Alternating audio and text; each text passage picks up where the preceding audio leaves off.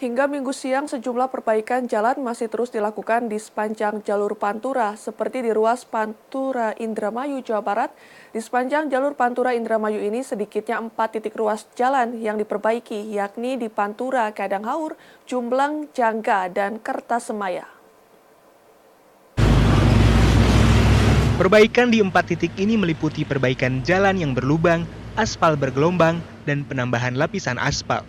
Perbaikan ini dinilai sangat penting lantaran kerusakan jalan dapat mengganggu kenyamanan pengguna jalan, terutama saat terjadi peningkatan arus lalu lintas pada musim arus mudik dan arus balik lebaran. Kepolisian terus memantau perbaikan jalan di ruas Pantura maupun di jalur alternatif. Diharapkan perbaikan jalan akan selesai pada H-10 lebaran.